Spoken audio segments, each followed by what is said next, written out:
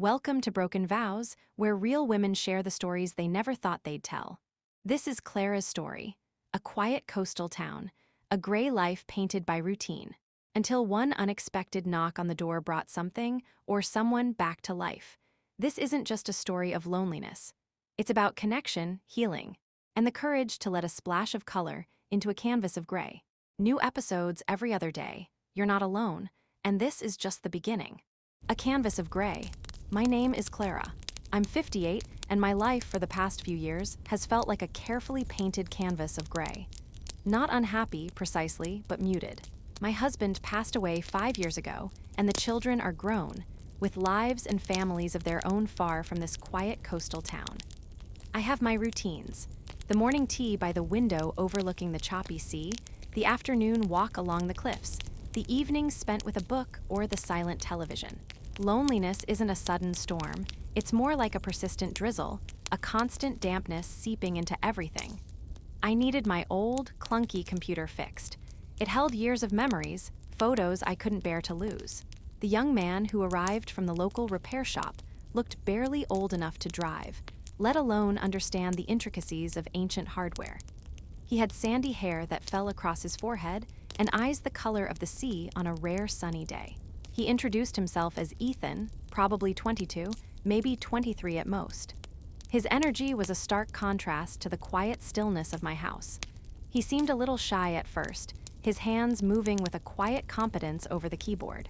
I watched him this vibrant splash of color in my gray day. He worked diligently, occasionally asking a question about a file or a folder.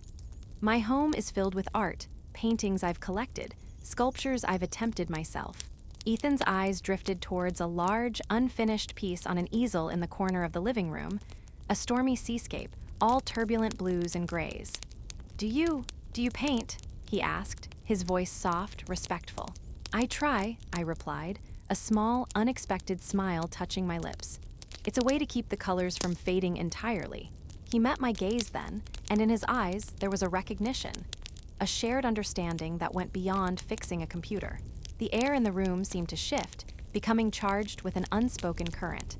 It was the first time in a long time I felt truly seen. The spark in the stillness. Ethan finished the repair, explaining clearly what he had done. He packed up his tools slowly, his gaze lingering on my paintings, on the room itself. "It's a beautiful space," he said, "full of feeling." "Thank you," I murmured, my voice a little unsteady. His compliment, delivered with such simple honesty, caught me off guard. There was a pause, a moment where time seemed to hold its breath. I should have simply paid him and said goodbye. But the stillness of the house suddenly felt overwhelmingly heavy. The drizzle of loneliness threatened to become a downpour. Would you like a cup of tea before you go?" I asked, the words surprising even myself. A slight flush rose in his cheeks, a shy smile playing on his lips. "Oh, only if it's no trouble," he stammered slightly. "No trouble at all," I said, moving towards the kitchen. A small payment for saving my digital life. As I busied myself with the kettle, I could feel his presence in the next room, a warmth radiating outward. He moved to the window, looking out at the sea. "It must be peaceful living here," he commented. "It is," I agreed, adding, "and very, very quiet." The admission hung in the air, a subtle acknowledgement of the solitude that defined my days. When I brought the tea, he was still by the window. I sat on the worn armchair, gesturing to the sofa opposite me. He sat down, careful not to disturb anything. Our conversation flowed easily, unexpectedly. He talked about his studies, his dreams of traveling, the busy, noisy flat he shared with friends. He seemed fascinated by my life, by the quiet rhythm I had built. He asked about my paintings, about the sea, about what it was like to live alone after so long. "It has its moments," I said, choosing my words carefully. "Moments of profound peace and moments where the silence is deafening." He nodded slowly, his eyes holding mine. "I get that," he said, his voice low. "Even with people around, sometimes, the silence is still there, isn't it?"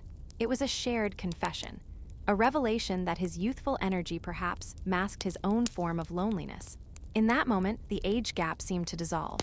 We were just two people, acknowledging the quiet ache of being alone. The pull of the present. The light outside began to fade, painting the sky in hues of orange and purple, colors I hadn't noticed in months. We had been talking for over an hour. The computer was long forgot. The air between us was thick with an unspoken tension, a current of awareness that hummed beneath the surface of our conversation. He glanced at his watch, a reluctant expression on his face. "I should probably go," he said, but he made no move to leave. My heart pounded a little faster. This feeling was unfamiliar, exciting, and a little terrifying. It was the feeling of standing on the edge of something, unsure if you should step back or lean in. The gray canvas of my life suddenly seemed to stretch out before me, vast and unchanging. Was I ready for a splash of color? "Or," I said, my voice barely a whisper, "you could stay a little longer." His eyes widened slightly, a mixture of surprise and curiosity sparking within them. He looked at me, really looked at me, and in that intense gaze, I saw my own unspoken longing reflected. The loneliness, the quiet ache, it wasn't just mine. He felt it too. "Clara," he said, his voice huskier now, my name a question, a plea. I stood up, moving towards him. The space between us felt charged, alive. I reached out, my fingers lightly touching his cheek. His skin was warm. He didn't pull away. "Sometimes," I said, looking into his eyes, "the most beautiful moments are the ones you never expected, the ones you don't overthink." He leaned into my touch, his eyes closing for a brief second. When they opened again, the shyness was gone, replaced by a quiet determination. He stood up, closing the small distance between us. A brushstroke of color. His hands rested gently on my waist, his touch sending a tremor through me. He leaned down, his lips meeting mine tentatively at first, then with a growing confidence. It was a kiss of youth and longing, of two people finding an unexpected connection in the quiet space of a lonely house. I led him by the hand, not speaking, the silence between us now comfortable, weighted with anticipation. We moved through the house, past the gray seascape on the easel, into the bedroom. The room was simple, peaceful. He seemed a little hesitant, his youthful energy replaced by a nervous stillness. I smiled gently, the confidence of my years easing his tension. "Relax," I whispered, my voice soft. "Just be here." I moved closer to him, and in that moment, the barriers I had built around myself over the years began to crumble. My life had been lived carefully, predictably. This was neither. It was raw, real, and terrifyingly beautiful. As the night unfolded, it wasn't just physical intimacy. It was a profound sense of two souls finding refuge in each other. His youthful eagerness met my quiet depth. The loneliness that had been a constant companion for both of us retreated, replaced by warmth, closeness, and a surprising sense of peace. He held me tightly, his breathing soft and steady. The morning light. I woke in his arms, the morning light filtering through the curtains. The room was no longer just a quiet, solitary space. It held the echo of laughter, soft whispers, and shared breaths. He was still asleep, his face relaxed, peaceful. I lay there, listening to the rhythm of his breathing, my fingers tracing the lines of his hand resting on my hip. This wasn't the life I had expected, nor the path I thought I would walk. But looking at him, feeling the steady beat of his heart against my back, I knew that last night had been necessary. It was a brushstroke of vibrant color on my canvas of gray. It was a reminder that life, even in its quietest moments, could still hold surprises, still offer connection, still offer a reprieve from the persistent drizzle of loneliness. He stirred, his eyes fluttering open. A slow smile spread across his face as he saw me. "Clara," he murmured, his voice husky with sleep. I never expected this." "Neither did I, Ethan," I replied, turning to face him. "But I'm glad it happened." He pulled me closer, burying his face in my hair.